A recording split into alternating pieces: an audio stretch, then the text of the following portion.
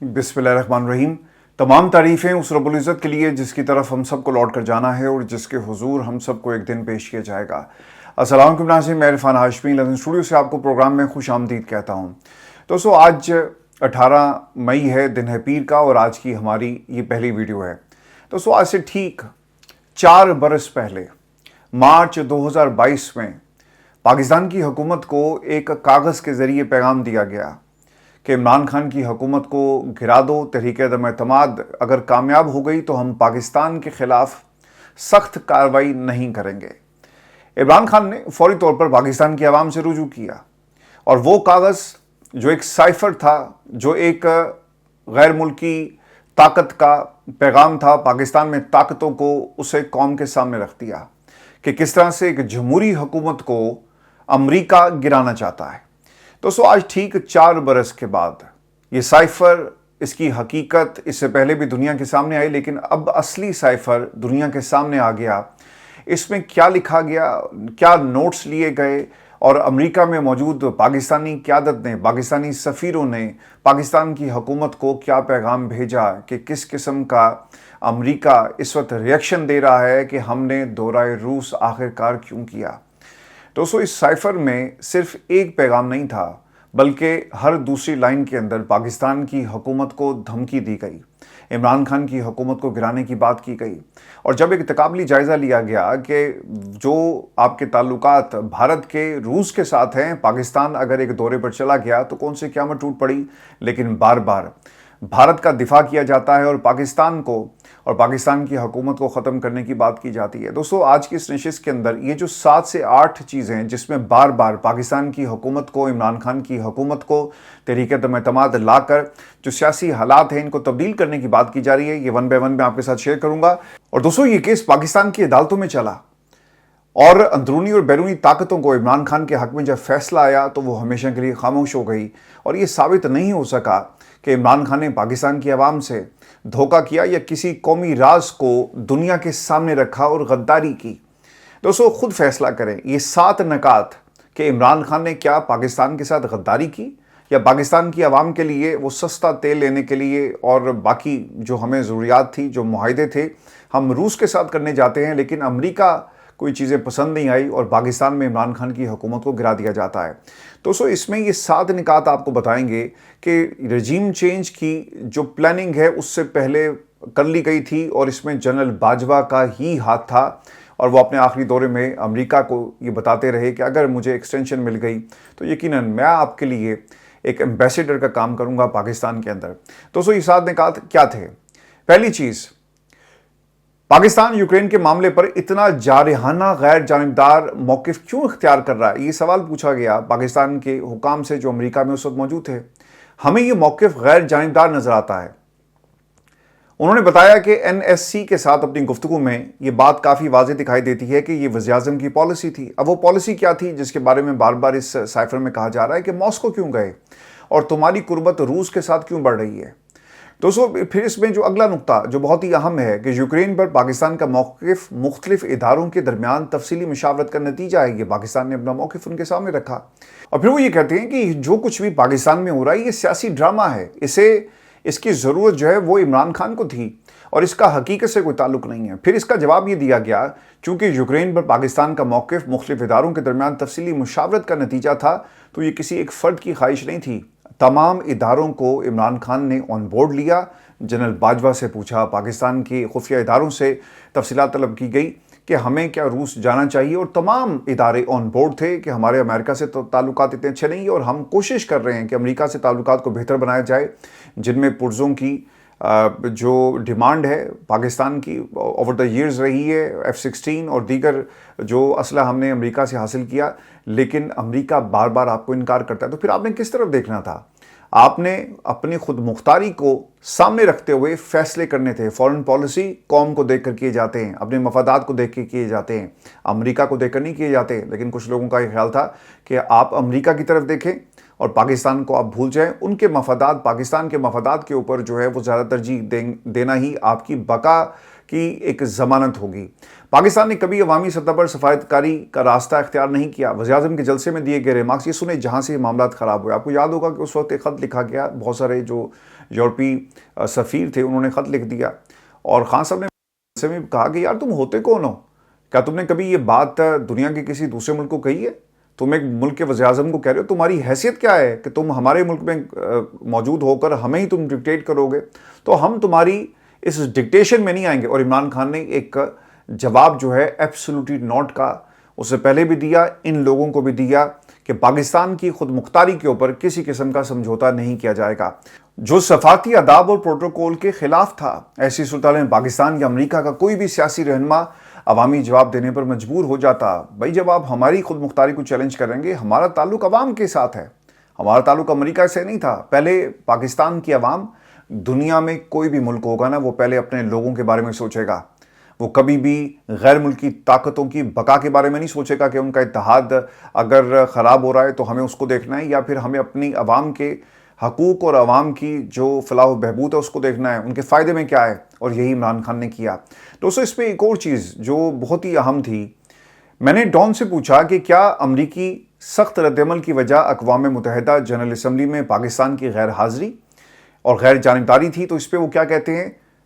نہیں، جواب دیا نفی میں، اور کہا کہ اصل مسئلہ وزیر اعظم کا ماسکو کا دورہ ہے کہ بھئی انہوں نے کیا کیوں۔ اب آپ کو پتہ چل رہا ہے کہ عمران خان کے خلاف کتنی بڑی سازش ہوئی۔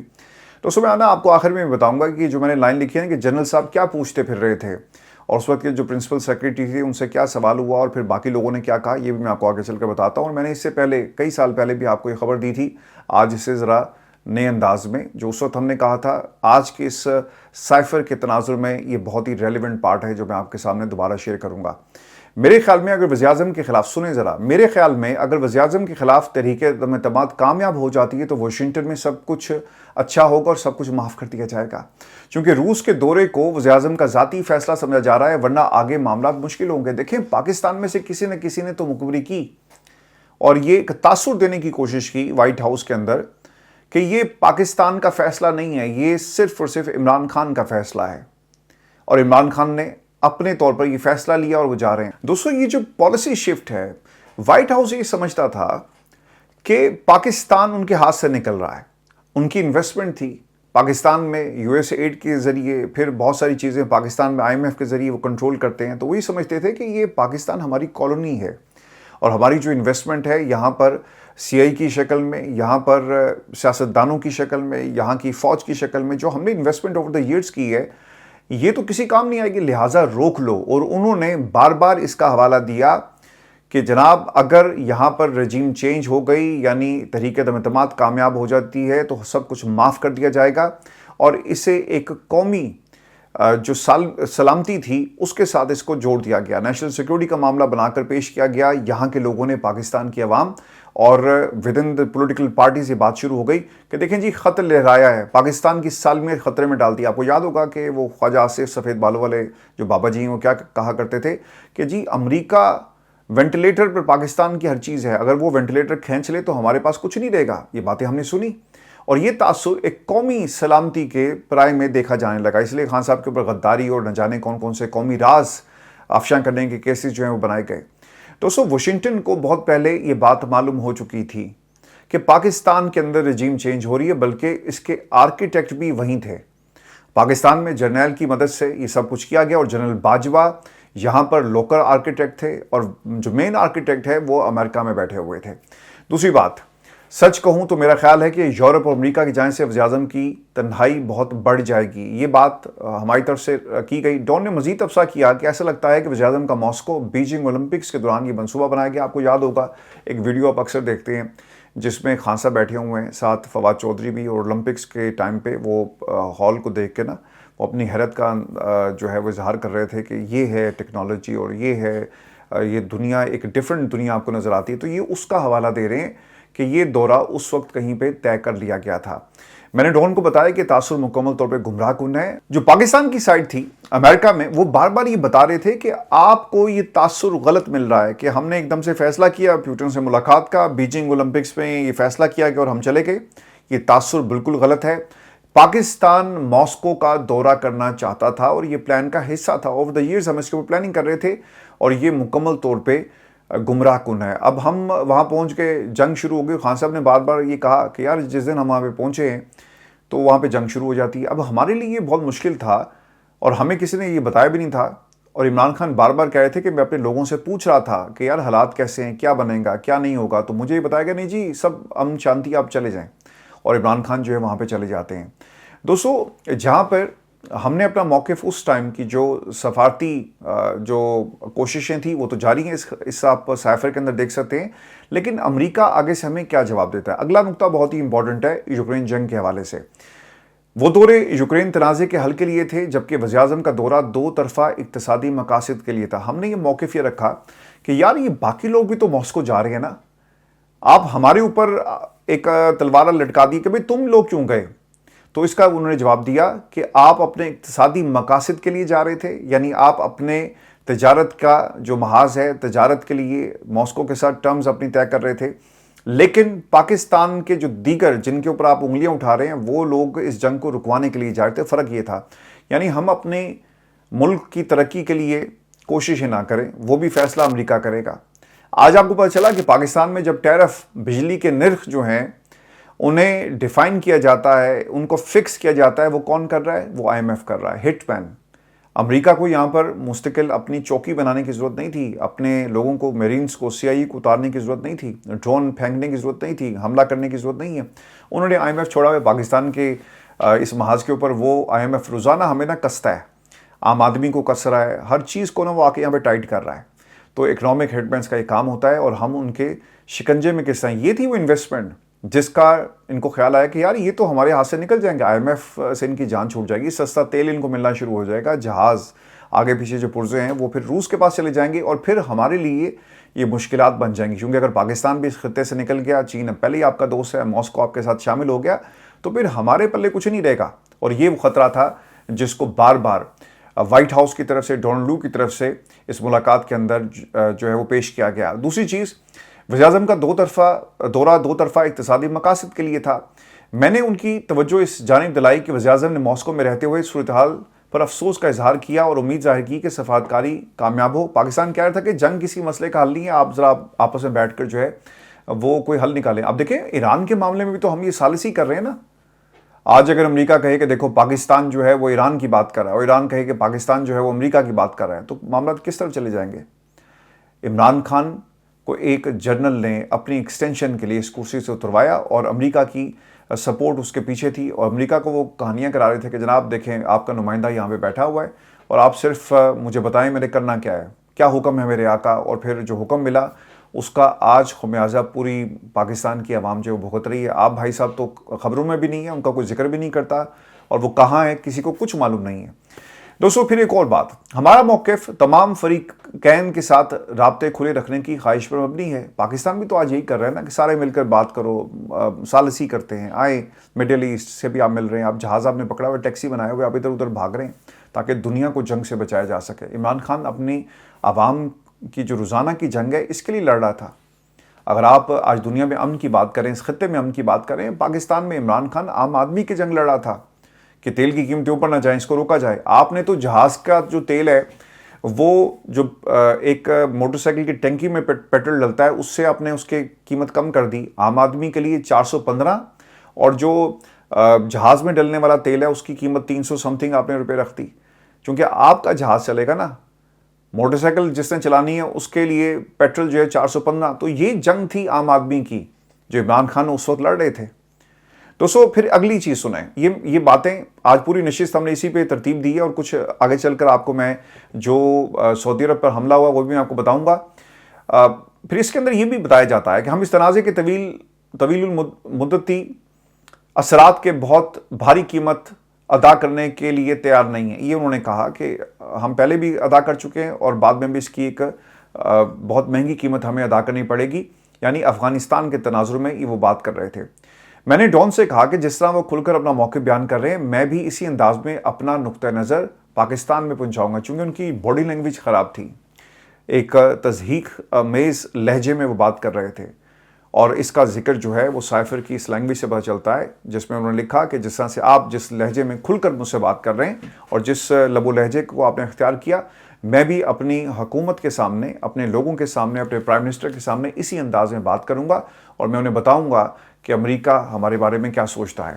پھر وہ یہ کہتے ہیں کہ میں نے مزید کہا کہ اگر یہ سنیں، یہ بہت اہم نکتہ ہے کہ میں نے مزید کہا کہ اگر یوکرین بحران پر ہمارا موقف امریکہ کے لیے اتنا ہی اہم تھا تو امریکہ نے ماسکو دورے سے پہلے یا اقوام متحدہ کی ووٹنگ سے پہلے اعلیٰ قیادت کی سطح پر ہم سے کیوں رابطہ نہیں کیا۔ اب آپ کو پتہ چل گیا کہ خان نے جب کہا تھا نا ایبسولوٹلی ناٹ، انہوں نے اسی وقت بھانپ لیا تھا کہ یار ہماری انویسٹمنٹ، ہم نے جو اوور دا ایئرز پاکستان کی اسٹیبلشمنٹ کے ساتھ رابطے بنائے، اور امریکہ ہمیشہ سے اسٹیبلشمنٹ GSQ سے رابطہ کرتا ہے، وہ پاکستان کی حکومت سے رابطہ نہیں کرتا، تو وہ تو سب کچھ صفر ہو جائے گا، ہماری ساری جو گیم ہے وہ ختم ہو جائے گی۔ تو لہٰذا ہمیں اس حکومت کو تبدیل کرنا ہے، اور اس کے بعد یہ پلان بن جاتا ہے۔ یہ ماسکو اور یہ تو سب ایک بہانہ تھا، اصل چیز عمران خان کا وہ ایبسولوٹلی ناٹ تھا جو انہوں نے کہہ دیا تھا کہ ہم آپ کو کبھی بھی اپنے اڈے نہیں دیں گے، اور CIA کو اور ان کے چیف کو جب آپ نے ملنے سے انکار کیا، آپ کو یاد ہوگا جب CIA کے چیف آئے، میں نے آپ کو یہ خبر بہت پہلے دی تھی کہ وہ پاکستان میں آ کر نا خان صاحب سے ملنے کی بات کرتے تو خان صاحب نے اسے ایک شٹ اپ کال دی، انہوں نے کہا کہ یہ کوئی آداب نہیں ہے کہ تم پرائم منسٹر سے ملنا چاہو، جاؤ اپنے تم نے جس سے ملنا ہے ملو، اور اپنے جو لیول کا بندہ ہے اسے جا کے ملاقات کرو۔ پھر وہ جا کر اس نے شکایت لگائی، وہ چلا گیا یہاں سے سیدھا افغانستان، اور پھر اس کے بعد یہ پاکستان میں رجیم چینج کا معاملہ جو ہے وہ سر اٹھاتا ہے۔ واشنگٹن میں یہ سوچ پائی جاتی ہے کہ پاکستان میں موجود سیاسی ہنگامہ رائی کے باعث اس وقت ایسے رابطے مناسب نہیں اور سیاسی صورتحال مستحکم ہونے تک انتظار کیا جائے۔ وہ سیاسی صورتحال کیا مستحکم ہونی تھی؟ حالات آپ کے لیے سازگار ہو جائیں، آپ کی مرضی کی حکومت آ جائے، آپ کی ہاں میں ہاں ملائے، اور PDM کی حکومت آئی۔ اور دوستوں اگر آپ کو یاد ہو، اس وقت یہ تمام جو سفیر تھے جا کر ان کے گھروں میں ملاقاتیں کرتے رہے، بلاول سے ملاقاتیں ہوئی، آصف علی زرداری سے بھی ہوئی، جاتی عمرہ میں ملاقاتیں ہوئی، اور پھر PDM کی حکومت آ جاتی ہے۔ اور کس طرح سے وہ یہ کہہ رہے تھے کہ بھئی ذرا انتظار کریں، اور سیاسی استحکام جسے آپ نے سیاسی ہنگامہ رائی کا نام دیا، وہ آپ کے خلاف بغاوت تھی، وہ پاکستان کے خلاف بغاوت نہیں تھی۔ اور اس ملک کے اندر عمران خان کو سزا سنا دی گئی کہ جناب وہ اپنے قومی راز اس سے دنیا کے سامنے رکھتی۔ یہ آپ کے سیکرٹ ایکٹ کی، ایسا کون سا سیکرٹ تھا؟ پاکستان سے آگے کیا سیکرٹ ہوگا؟ پاکستان کے لیے سیکرٹ تھا نا، پاکستان کی عوام کے لیے سیکرٹ تھا۔ اگر عمران خان نے اپنی عوام کو بتا دیا کہ سازش ہو رہی ہے، روک لو، اور یہاں پر ایک جنرل جو ہے وہ ملا ہوا ہے امریکہ سے، اس پہ کون سی کوئی گناہ کر دیا عمران خان نے؟ پاکستان کے ساتھ وہ کھڑا تھا، محب وطن، لیکن اس کے محب وطن ہونے کے اوپر بھی آج اس کیمپ کے اندر جو لوگ شامل ہیں، آج انہیں نا جب تاریخ آج سے ٹھیک 3-4 سال بعد یہ پیچھے مڑ کے دیکھیں گے نا، تو وہ سوچیں گے کہ یار کاش ہم عمران خان کے ساتھ کھڑے ہوتے تو آج تاریخ ہمارے ساتھ کھڑی ہوتی، لوگ ہمارے ساتھ کھڑے ہوتے۔ تو سو بات لمبی ہو جائے گی، چونکہ یہ سائفر پڑھنا ایسا ہے جیسے آپ پاکستان کے ساتھ جو ظلم ہوا وہ ایک کہانی پڑھ رہے ہیں، اور تکلیف ہو رہی ہے مجھے یہ الفاظ آپ کے ساتھ شیئر کرتے ہوئے کہ پاکستان کے ساتھ کتنا بڑا ظلم ہوا۔ یہ لوگ نا بھارت کی بات کرتے ہیں، بھارت بھی تو تیل لے رہا تھا نا۔ آج امریکہ نے کہا کہ آپ بھارت کو کہ آپ نا روس سے تیل لے لیں۔ اس وقت کسی بے شرم کو یاد نہیں آیا کہ یار اس وقت تو پاکستان کو تم لوگ کہتے تھے، اور جو طرفداری کر رہے تھے پاکستان کے محاذ پر کھڑے ہو کر امریکہ کی، کہ تم نے بھارت اگر روس سے تیل لے رہا ہے، بھارت روس سے تیل لیتا ہے، اسے صاف کرتا ہے اور پھر اسے بیچ دیتا ہے۔ امریکہ کہتا ہے کہ یار ہم تمہارے اوپر ٹیرف لگائیں گے۔ امریکہ کے اس اعلان کے بعد بھارت پیچھے ہٹ جاتا ہے۔ پاکستان نے جب یہ کہا کہ بھئی ہم بھی تو تیل لیں گے، لیکن پاکستان کو کہا جاتا ہے کہ خبردار ہم تمہاری حکومت کو بدل دیں گے اور تمہیں بھی جیل میں ڈالیں گے۔ یہی ہوا نا، عمران خان کو پھر سزا ہو جاتی ہے۔ اس وقت بھارت کا معاملہ بھی اٹھایا گیا۔ بھارت کی جب ہم نے بات کی تو انہوں نے کہا کہ نہیں، بھارت کو آپ ذرا سائڈ پہ رہنے دیں، آپ صرف ہمارے سے صرف اپنی بات کریں۔ الفاظ کیا تھے؟ میں نے کہا کہ سماج سے تاثر ملا کہ امریکہ بھارت سے پاکستان کے مقابلے میں زیادہ توقعات رکھتا ہے، لیکن اس کے باوجود پاکستان کے موقع پر کوئی زیادہ فکر مند دکھائی نہیں دیتا۔ ڈان نے گول مول جواب دیا اور کہا کہ واشنگٹن امریکہ بھارت تعلقات کو زیادہ تر چین کے تناظر میں دیکھتا ہے، یعنی ہر طرف سے پاکستان کو مارنے کے لیے تلے ہوئے ہیں۔ پاکستان کو کچھ نہیں ہوگا انشاءاللہ، اور عمران خان کی زندگی اللہ تعالیٰ لمبی کرے، دراز کرے۔ میرا مالک، جو لوگ اسے مارنا چاہتے ہیں ان سے میرے مالک کی ذات جو ہے نا وہ بہت بڑی ہے، انشاءاللہ بچائے گا، چونکہ عمران خان کی یہ قربانی آج دنیا کے سامنے آ رہی ہے۔ پھر آگے سنیں، یہ میں نے اسے ہائی لائٹ خاص طور پہ آپ تمام دوستوں کے لیے کیا تھا، اور یہ نقطہ اس پورے کھیل سے پردہ اٹھا دے گا کہ یہ کھیل کیا تھا۔ میں تو یہی کہوں گا، کس تناظر میں یہ جواب دیا ڈان نے؟ ڈونلڈ لو، وہ ڈان اسے وہ مخاطب کر رہے ہیں، میں نے امید ظاہر کی کہ وزیراعظم کے روس دورے کا مسئلہ ہمارے دو طرفہ تعلقات پر اثر انداز نہیں ہوگا۔ ڈان نے جواب دیا، میں تو یہی کہوں گا، سنیں ذرا، ہماری نظر میں اس سے پہلے ہی تعلقات میں ایک دراڑ پیدا کر دی ہے۔ آئندہ چند دن انتظار کرتے ہیں کہ آیا سیاسی صورتحال تبدیل ہوتی ہے یا نہیں، کیونکہ اگر ایسا ہوا تو اس مسئلے پر بڑا اختلاف نہیں رہے گا اور یہ دراڑ جلد ختم ہو جائے گی۔ وہ یہ کہہ رہے تھے کہ خان نے ایبسولوٹلی ناٹ کہا، ہمارے CIA کے چیف سے نہیں ملا، انکار کر دیا کہ ہم نے بیسز نہیں دینی، تو ہم نے ایک پلان تیار کیا ہے اور یہ سیاسی جو اس وقت انتشار ہے، جسے وہ انتشار کہہ رہے تھے، یہ تھم جائے گا، رجیم چینج ہو جائے گی، حکومت ہماری آ جائے گی، بلاول کہے گا ویلکم ٹو پرانا پاکستان، اور پھر سب کچھ ٹھیک ہو جائے گا، ہم غلام ابن غلام والے دور میں دوبارہ لوٹ جائیں گے اور پاکستان میں اشرافیہ ہمارے اوپر قابض ہو جائے گی، موروثی سیاست دوبارہ سے ہمارے اوپر راج کرے گی، امریکہ اور پیچھے سے بیٹھ کر ان کٹ پتلیوں کو کنٹرول کرے گا اور ایک پراکسی حکومت PDM کی ہمارے اوپر قائم کر دی جائے گی۔ تو یہ تھی وہ دراڑ جس کا وہ ذکر کر رہے تھے کہ سب کچھ جو ہے وہ ختم ہو جائے گا۔ اگلا جملہ دوستو، یہ پاکستان کی تاریخ لکھی جا رہی ہے، اسے غور سے سنیے گا، اور جب ہم نہیں رہیں گے آنے والے کل میں، جب یہ لوگ ویلاگز نکال کر دیکھیں گے، تو یہ ایک آرکائیو بن رہی ہے ان تمام دوستوں کے لیے، ان تمام بچوں کے لیے، اس نئی جنریشن کے لیے جن کو پتہ چلے کہ 2022 میں عمران خان کی حکومت جب گرائی گئی تو اس وقت امریکہ کیا کر رہا تھا، اور 2026 کے اندر جب سائفر پہلی بار سامنے آیا تو اس وقت کے جو صحافی تھے جن کی آواز کو دبایا گیا، انہوں نے اپنی جان خطرے میں ڈال کر اور پاکستان میں ان تمام طاقتوں سے جو پچھلے 3 برسوں سے اور خاص طور پہ جنرل باجوہ کی جو رجیم تھی اس کے خلاف جاتے ہوئے یہ تمام حقائق آپ لوگوں کے سامنے ہمیشہ کے لیے ایک آرکائیو کی شکل میں رکھتی ہے۔ ڈان وائٹ ہاؤس کی واضح منظوری کے بغیر اتنا سخت پیغام نہیں دے سکتے تھے، یہ اب تجزیہ ہے، اس کے اوپر انہوں نے آگے لکھا بھی ہے، کمنٹس جیسے آپ کہتے ہیں، جس کا وہ بار بار حوالہ دے رہے تھے۔ واضح طور پر ڈان نے پاکستان کے اندرونی سیاسی عمل کے بارے میں حد سے بڑھ کر بات کی، ہمیں اس معاملے پر سنجیدگی سے غور کرنا چاہیے اور اسلام آباد میں امریکی نازل الامور کے سامنے مناسب سفارتی احتجاج پر غور کرنا چاہیے، جسے ڈی مارچ کا خان صاحب نے بعد میں ذکر بھی کیا۔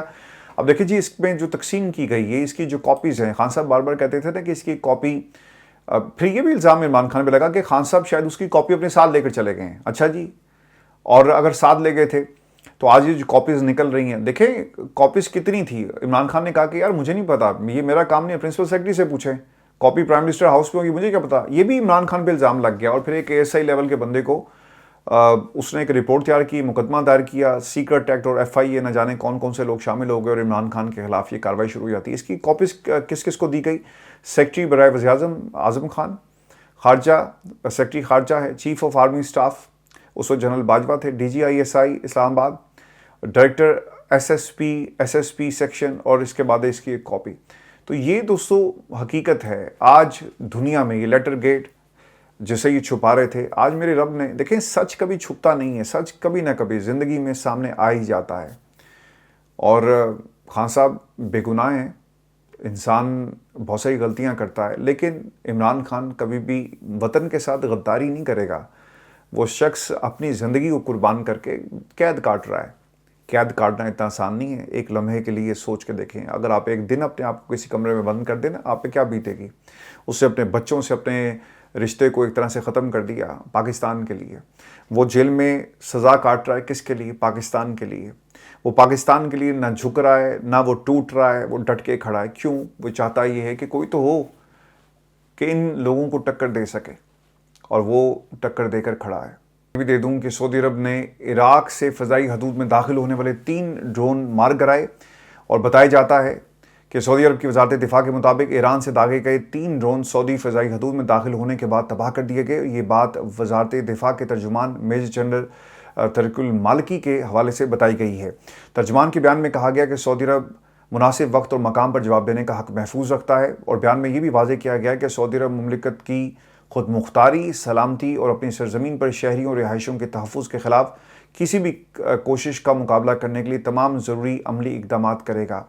دیکھیں یہ کام جہاں پہ ہوا ہے وہاں پہ ایک اور کام یہ بھی ہوا دوستو، اور دوستو یہ جو حملے ہیں نا، یہ جو میں آپ کو انکشافات اب بتانے جا رہا ہوں، اس کے ساتھ نا ایک بڑا گہرا تعلق ہے، اور یہ خبر آ رہی ہے جی نیو یارک ٹائمز کی ایک رپورٹ کے اندر۔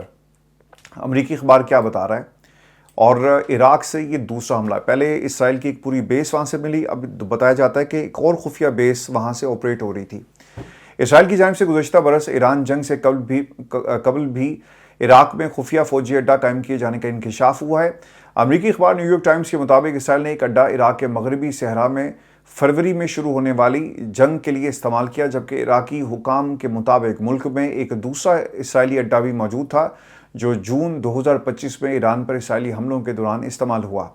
ایک علاقائی عہدیدار کے مطابق اس دوسرے اڈے کی تعمیر 2024 کے آخر میں شروع کی گئی، تاہم اب یہ فعال نہیں ہے اور 2026 کی جنگ میں استعمال ہونے والے اڈے کی موجودہ صورتحال واضح نہیں ہے۔ رپورٹ میں بتایا جاتا ہے کہ امریکہ کو کم از کم ایک اڈے کے بارے میں علم تھا۔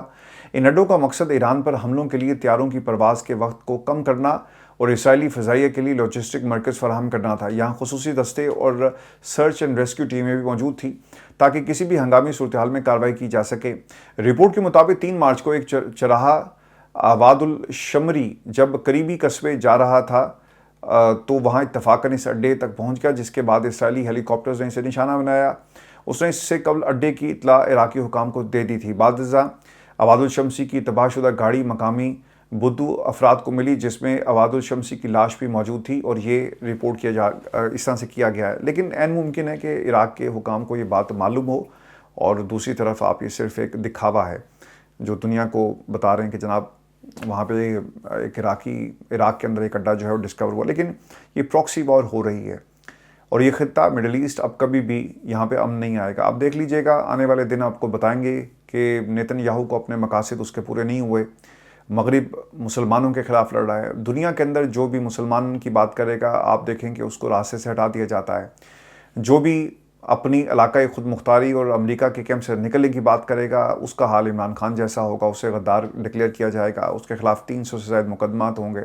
اور اگر پاکستان کی عوام یہ سب کچھ وٹنس کرنے کے باوجود اگر انہیں ہوش نہیں آ رہا تو ٹھیک ہے، پھر اس مہنگائی کے دور میں روزانہ جنگ لڑیں، بھوک کی جنگ ہے، روزگار کی جنگ ہے، بہتر مستقبل کی جنگ ہے۔ یہ فیصلہ آپ کا اپنا ہے۔ اپنا خیال رکھیے گا، اجازت دیجیے، اللہ نگہبان۔